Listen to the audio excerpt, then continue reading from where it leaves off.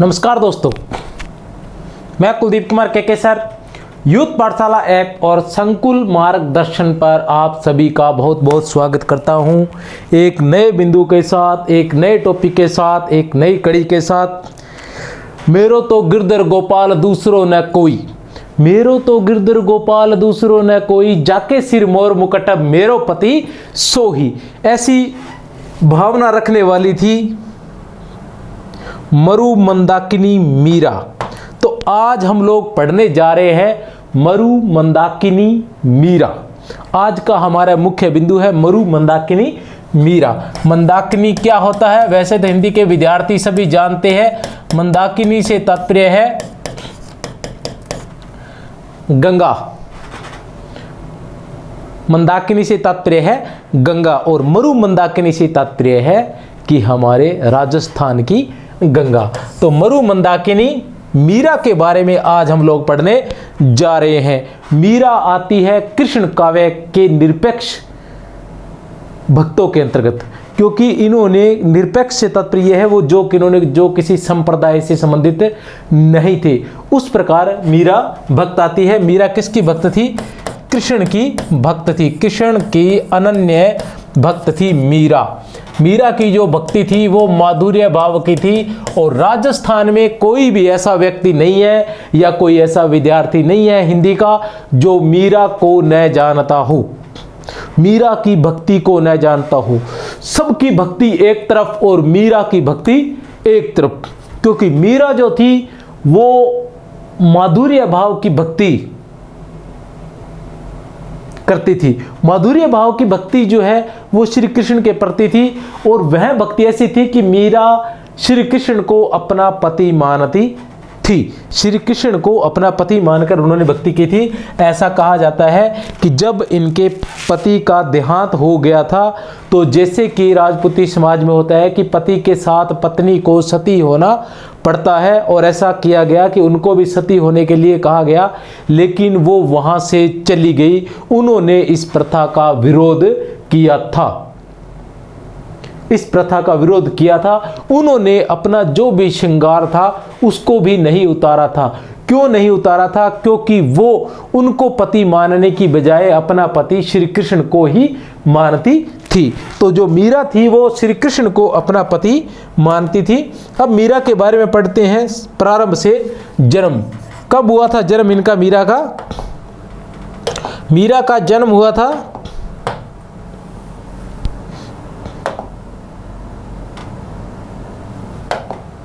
मीरा के जन्म की बात करते हैं तो मीरा का जन्म हुआ था 1498 ईस्वी में। कब हुआ था? 1498 ईस्वी में मीरा का जन्म हुआ था। 1498 ईस्वी में कहाँ हुआ था? जन्म हुआ था इनका मेड़ता के समीप कुड़की नामक ग्राम में। कहाँ हुआ था? मेड़ता के समीप कुड़की नामक ग्राम में। मेड़ता के समीप कुड़की नामक ग्राम में कहाँ हुआ था? कुड़की ग्राम में हुआ था। अब ये कुड़की ग्राम कहाँ है? मेड़ता कहाँ है? तो मेड़ता है, आप लोग सभी जानते होंगे, नागौर में। और कुड़की कहाँ है? ये है पाली में। तो जो कुड़की ग्राम है वो नागौर, पाली, अजमेर, इन सभी जिलों की एक सीमा पर बसा हुआ गांव है। तो कुड़की जो ग्राम है वो किस में आता है?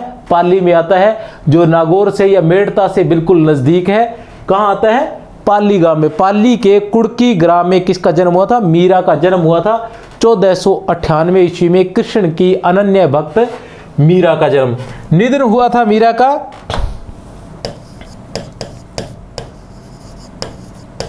1464 ईस्वी में। अच्छा, एक बात और आ गई याद मुझे, वह भी बता देना चाहूंगा आपको। वह बात यह है कि कुड़की ग्राम में जन्म हुआ था, लेकिन आचार्य रामचंद्र शुक्ल के अनुसार चौकड़ी नामक ग्राम में इनका जन्म हुआ था। चौकड़ी या चुकड़ी भी हो सकता है। चौकड़ी नामक ग्राम में इनका जन्म हुआ था। किसके अनुसार? आचार्य रामचंद्र शुक्ल के अनुसार। वैसे सभी साहित्यकार कुड़की नामक ग्राम को मानते हैं, लेकिन आचार्य रामचंद्र शुक्ल के अनुसार इनका जन्म जो है वो चौकड़ी नामक स्थान पर हुआ था। निधन हुआ था 1464 ईस्वी में। कहाँ हुआ था? द्वारका। ऐसा कहते हैं कि अंतिम समय में मीरा वृंदावन में थी, वृंदावन से द्वारका चली गई और द्वारका में रणछोड़ जी के मंदिर में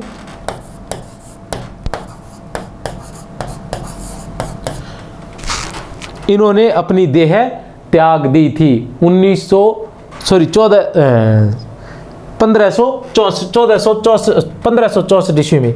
अच्छा 1400 लिख दिया क्या? 1564 ईस्वी में। 1564 ईस्वी में। अब देखते हैं मीरा की कुछ रचनाओं के बारे में।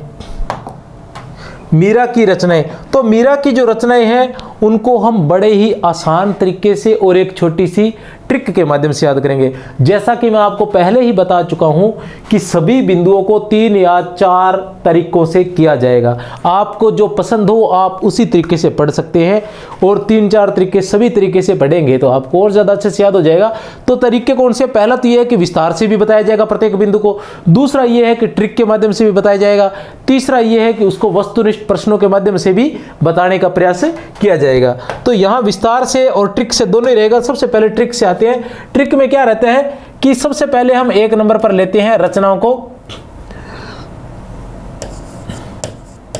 इनकी जो रचनाएं हैं वो है मल्हार राग। 2 नंबर पर आता है मल्हार राग। राग से आता है राग सोरठा पद। 2 नंबर पर है राग सोरठा पद। 3 पर आता है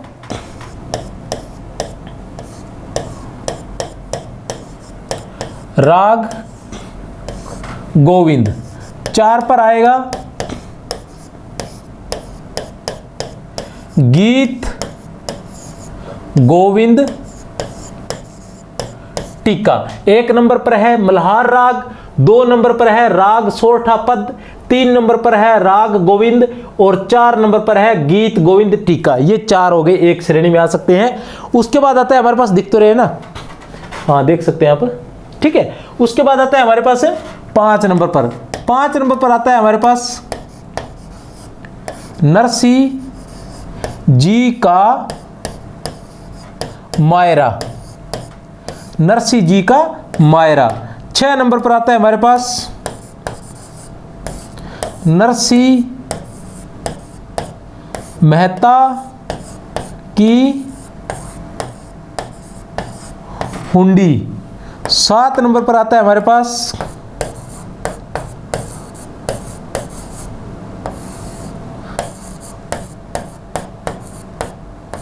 रुक्मणी मंगल। 7 नंबर पर हमारे पास आता है रुक्मणी मंगल। तो ये थी इनकी प्रमुख रचनाएं। किसकी? मीरा की प्रमुख रचनाएं। मल्हार राग, राग से मल्हार राग, राग से राग सोरठा पद और राग से ही राग गोविंद, फिर गोविंद से गीत गोविंद टीका, फिर आता है नरसिंह जी का मायरा, नरसिंह मेहता की हुंडी और रुक्मणी मंगल। ये रचनाएं आती है किसकी? मीरा की। ये तो था ट्रिक के माध्यम से। एक ट्रिक से या एक तरीके के है कि मल्हार राग, राग से राग सोरठा पद और राग गोविंद, गोविंद से गीत गोविंद टीका याद आ जाएगी। उसके बाद फिर नरसिंह जी का मायरा और नरसिंह जी का मायरा से नरसिंह मेहता की हुंडी याद आ जाएगी और फिर अंत में रुक्मणी मंगल एक आपको याद रह जाएगी, रुक्मणी मंगल।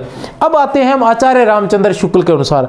आचार्य रामचंद्र शुक्ल ने अपने हिंदी साहित्य के इतिहास में जिस क्रम से मीरा की रचनाएं बताई है और जितनी बताई है वही हम आपको यहां बताने का प्रयास करेंगे कि क्या है। आचार्य रामचंद्र शुक्ल ने अपने हिंदी साहित्य के इतिहास में मीरा की कितनी रचनाएं बताई है?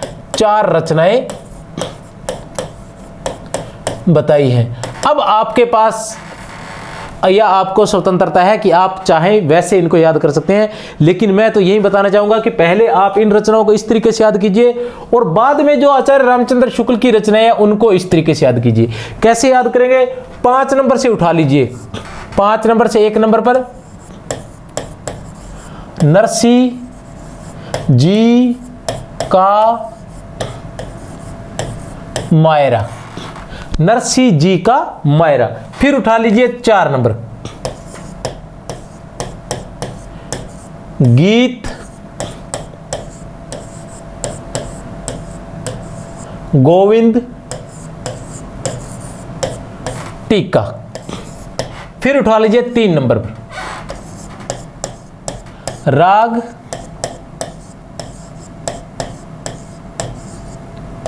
गोविंद। फिर उठा लीजिए 4 नंबर राग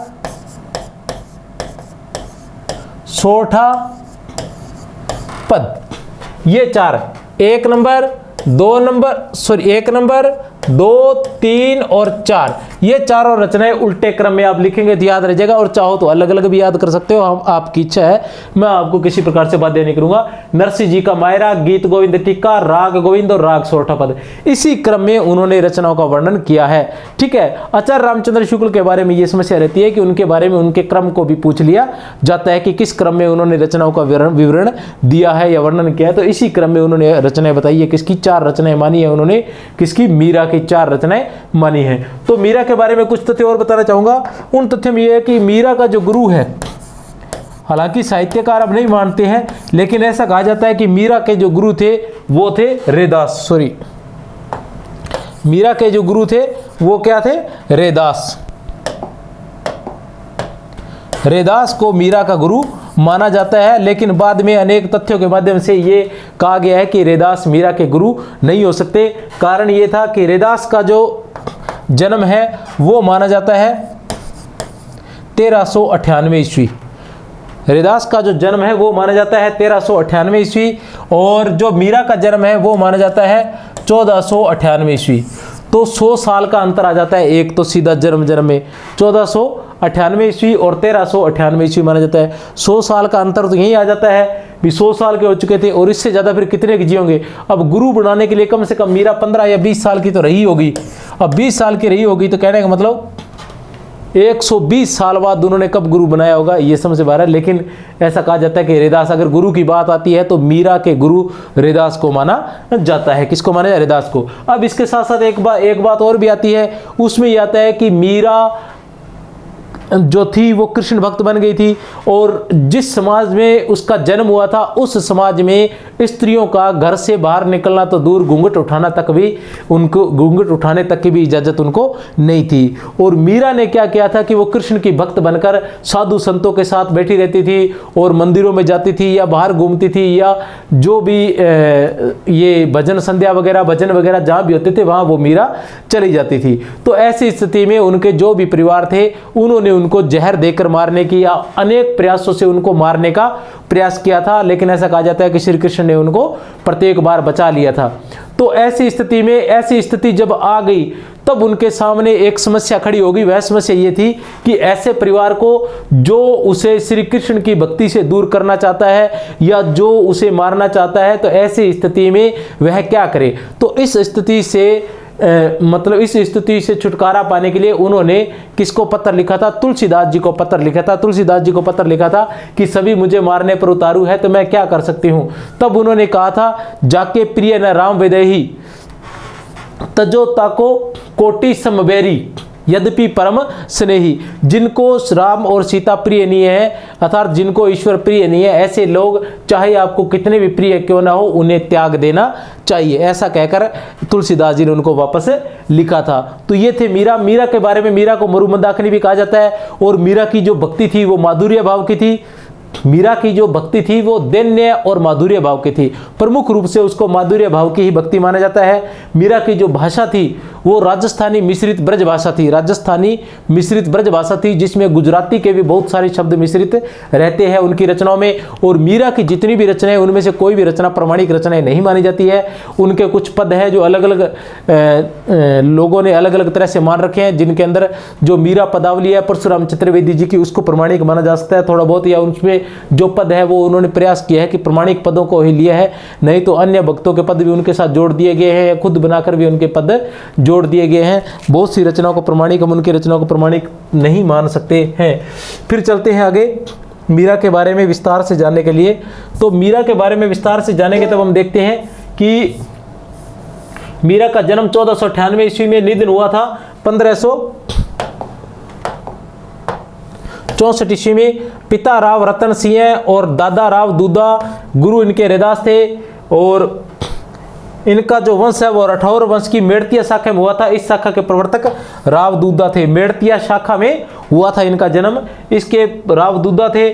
चित्तौड़गढ़ के राणा सांगा के ज्येष्ठ पुत्र भोजराज से इनका 1516 ईस्वी में विवाह हुआ था। चित्तौड़ के राणा सांगा के बारे में आप सभी जानते हैं कि जिनके 84 घाव थे शरीर पर, और फिर भी वो लगातार युद्ध में लड़ते रहे थे। राणा सांगा को कौन नहीं जानता है। तो उनके जो ज्येष्ठ पुत्र थे भोजराज, उनसे मीरा का विवाह हुआ था।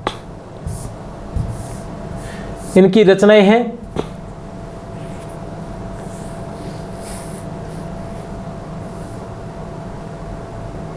हाँ, एक रचना हमारी रह गई थी। 8 रचनाएं इनकी मानी जाती है। सत्यभामानुरूप मीरा की गर्भी, सत्यभामानुरूप मीरा की गर्भी एक रचना रह गई थी। इनकी जो रचनाएं हैं एक बार फिर से बता देता हूं। रचनाएं थी राग सोरठा पद, सॉरी मल्हार राग, राग सोरठा पद, राग गोविंद, गीत गोविंद टीका। ठीक है, कौन सी है? मल्हार राग, राग सोरठा पद, गीत राग गोविंद, गीत गोविंद टीका। और उसके बाद आता है नरसिंह मेहता की हुंडी, सॉरी नरसिंह जी का मायरा, नरसिंह मेहता की हुंडी, और सत्यभामानुरूप मीरा की गर्भी और रुक्मणी मंगल। ये 8 रचनाएं मानी जाती हैं। आगे देखते हैं कुछ और है। तो इनके जन्म के बारे में अलग अलग विद्वानों ने अलग अलग माना है, जिनमें नरोत्तम स्वामी ने इनका जन्म जो है 1504 ईस्वी माना है, 1504 ईस्वी में माना है। मिश्र बंधु, आचार्य रामचंद्र शुक्ल, इन सभी ने इनका जन्म जो है वो 1516 ईस्वी में माना है। मिश्र बंधु और आचार्य रामचंद्र शुक्ल ने इसका जन्म 1516 ईस्वी में माना है, जबकि गौरी शंकर हीराचंद ओझा और डॉक्टर गोपीनाथ एवं राम गोपाल शर्मा ने इनका जन्म 1498 ईस्वी माना है। प्रमाणिक इनका जो जन्म है वो 1498 ईस्वी माना जाता है, लेकिन आचार्य रामचंद्र शुक्ल ने इनका जन्म कब माना है? 1516 ईस्वी माना है, याद रख लेना। आचार्य रामचंद्र शुक्ल ने इनका जन्म 1516 ईस्वी माना है, और जन्म स्थान माना है चौकड़ी नामक स्थान को माना है। मिश्र बंधु भी इनका जन्म 1516 ईस्वी ही मानते हैं। मीरा को मरु मंदाकिनी भी कहा जाता है। मीरा स्वयं को अजर अंबर स्वामी की चिर सुहागनी मानती थी। वो लिखती है, जग सुहाग मिथ्यारी सजनी हवा हो मिट जासी। जग सुहाग मिथ्यारी सजनी, भी संसारिक जो सुहाग है, कहने से तात्पर्य है कि जो राव रतन सी है वो हवा हो मिट जासी। ठीक है, वर्ण करे हरि अविनाशी, मारो काल व्याल न खासी। हमारा काल मृत्यु मेरा कुछ नहीं बिगाड़ सकती। काल की कुदृष्टि और दुष्योगवश विवाह के 7 वर्ष पश्चात ही भोजराज का स्वर्गवास हो गया, जिसमें मीरा के अंत मन में विद्यमान अप्रकाश से संघर्ष प्रकट हो गया, और वे मीरा राजपूती प्रथा के विरुद्ध सती नहीं होने की जिद ठान ली। वो राजपूती प्रथा के अनुसार सती नहीं हुई थी। अंतिम समय में मीरा पुष्कर की यात्रा करती हुई वृंदावन चली गई। वहां इनकी भेंट प्रसिद्ध भक्त जीव गोस्वामी से हुई। कुछ समय पश्चात वे द्वारका चली गई, और वहां रणछोड़ जी के मंदिर में भगवान की मूर्ति के सम्मुख भजन कीर्तन करते हुए उनकी मृत्यु 1564 ईस्वी के मध्य हुई थी। कब हुई थी? 1564 ईस्वी के मध्य हुई थी। कहाँ? रणछोड़ जी के मंदिर में, द्वारका के रणछोड़ जी के मंदिर में पूजा कीर्तन करते हुए। मीरा की काव्य भाषा राजस्थानी मिश्रित ब्रज भाषा है। राजस्थानी मिश्रित ब्रज भाषा है। उनके पदों में गुजराती, खड़ी बोली और पंजाबी शब्दों का भी प्रयोग मिलता है। उनके शब्दों में गुजराती, खड़ी बोली और पंजाबी के शब्दों का भी प्रयोग मिलता है उनकी रचनाओं में। मीरा की भक्ति दैन्य और माधुर्य भाव की है। आचार्य रामचंद्र शुक्ल के अनुसार मीराबाई के पदों में कुछ तो राजस्थानी मिश्रित भाषा में है और कुछ विशुद्ध साहित्यिक ब्रज भाषा में है। आचार्य रामचंद्र शुक्ल के अनुसार उनके जो पद मिलते हैं वो कुछ तो मिश्रित भाषा में है, कुछ तो राजस्थानी मिश्रित भाषा में है और कुछ विशुद्ध साहित्यिक ब्रज भाषा में है, कुछ विशुद्ध साहित्यिक ब्रज भाषा में है। किसके? मीरा के पद। किसके अनुसार? आचार्य रामचंद्र शुक्ल के अनुसार। एक कथन और भी आचार्य रामचंद्र शुक्ल का देख लेते हैं, क्या कहते हैं। आचार्य रामचंद्र शुक्ल के अनुसार ये रचनाएं हैं, मैं पहले बता चुका हूं कौन कौन सी है। नरसिंह जी का मायरा, गीत गोविंद टीका, राग गोविंद, राग सोरठा के पद। आचार्य रामचंद्र शुक्ल क्या लिखते हैं? मीरा की उपासना माधुर्य भाव की है। जैसे मैं पहले कह चुका हूं कि मीरा की जो उपासना थी वो किस भाव की थी? दैन्य भाव की और माधुर्य भाव की थी। मीरा की जो उपासना थी वो दैन्य भाव की और माधुर्य भाव की थी, लेकिन प्रमुखता से अगर पूछा जाए तो किसकी थी? माधुर्य भाव की थी। और आचार्य रामचंद्र शुक्ल भी उनकी भक्ति को माधुर्य भाव की मानते हैं। और आचार्य रामचंद्र शुक्ल यह भी मानते हैं कि उनके काव्य पर सूफी काव्य का प्रभाव था। मीरा के काव्य पर सूफी काव्य का प्रभाव था, ऐसा किसने माना है? आचार्य रामचंद्र शुक्ल ने ऐसा भी माना है। ऐसा प्रसिद्ध है। आचार्य रामचंद्र शुक्ल के अनुसार उनके हिंदी साहित्य के इतिहास में ऐसा लिखा गया है।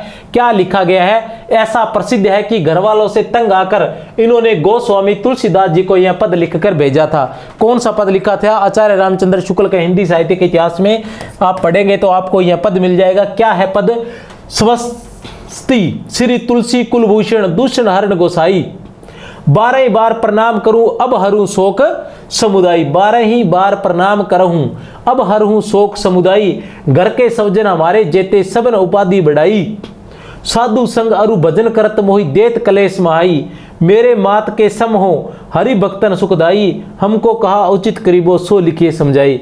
कि हमको क्या है उचित, क्या है, हम क्या करें वो सब समझाइए। आप हमारे माता के समान है, मात मतलब माता पिता के समान, गार्जियंस के समान है। हरि भक्तन सुखदाई, हरि भक्तों को आप सुख देने वाले हैं। आप मुझे बताइए कि मुझे क्या करना चाहिए। तो उन्होंने तुलसीदास जी से ये सुझाव मांगा था कि घर के जो सभी है वो मुझे हरि भक्ति से दूर करने का प्रयास कर रहे हैं। तब तुलसीदास जी ने उनको क्या लिखकर भेजा था? यह पद भी बहुत प्रसिद्ध है। तुलसीदास जी ने उनको लिखकर भेजा था, जाके प्रिय न राम वेदेही, सो नर तजिए कोटि बेरिसम यद्यपि परम स्नेही। नाते सबे राम के मनियत सुहृदय सुसेवे जहां लो, अंजन कहा आंखी जो फूटे बहुतक कहो कहां लो। ठीक है ना? भी ऐसे रिश्तों का क्या करना है जो आपको नुकसान पहुंचाते हो। अर्थात जो श्री राम या सीता के को न मानते हो या उनकी भक्ति न करते हो, वो चाहे आपको कितने भी प्रिय क्यों ना हो, उनको आपको छोड़ देना चाहिए, शत्रु के समान ही मानना चाहिए। फिर बोल देता हूं कौन सा पद था? जाके प्रिय न राम विदेही, सो नर तजिए कोटि बेरिसम यद्यपि परम स्नेही। यह पद लिखकर तुलसीदास जी ने किसको भेजा था? यह पद लिखकर तुलसीदास जी को किसने भेजा था? या मीरा ने जब तुलसीदास जी से सुझाव मांगा था तो तुलसीदास जी ने कौन सा पद लिखकर भेजा था? ये 2 पंक्तियां हो सकती है, इनमें से कोई भी 2-2 करके 8 पंक्तियां आ सकती हैं और वो पूछी जा सकती हैं प्रश्न में। क्योंकि मीरा जो है स्पेशल रूप से हमारे हिंदी व्याख्याता आरपीएससी द्वारा जारी जो हिंदी व्याख्याता की परीक्षा है उसमें विशेष रूप से मीरा को लिया गया है। किसको लिया गया है? मीरा को। कृष्ण काव्य में 3 व्यक्ति विशेष रूप से लिए गए हैं। कौन कौन से लिए गए हैं कृष्ण काव्य में? कृष्ण काव्य में 3 व्यक्ति विशेष रूप से लिए गए हैं जिनके नाम है, सबसे पहले आता है हमारे पास सूरदास, और 2 नंबर पर हमारे पास आते हैं नंददास, और 3 नंबर पर हमारे पास आते हैं मीरा। तो सबसे बड़ा जो काव्य है कृष्ण काव्य है, और कृष्ण काव्य के 3 प्रमुख भक्त जो है विशेष रूप से लिए गए हैं, जिनमें है सूरदास, नंददास और मीरा। अतः ऐसी स्थिति में मीरा आपके लिए बहुत ही महत्वपूर्ण हो जाती है। इसलिए मीरा को जितने भी विस्तार से आप याद कर सकते हैं, जितनी भी जानकारी मीरा के बारे में आप एकत्रित कर सकते हैं, उसको एकत्रित करें और ज़्यादा से ज़्यादा याद करें। बहुत बहुत शुभकामनाएं। परीक्षाएं आपकी नज़दीक आ चुकी हैं और जय हिंद, जय भारत।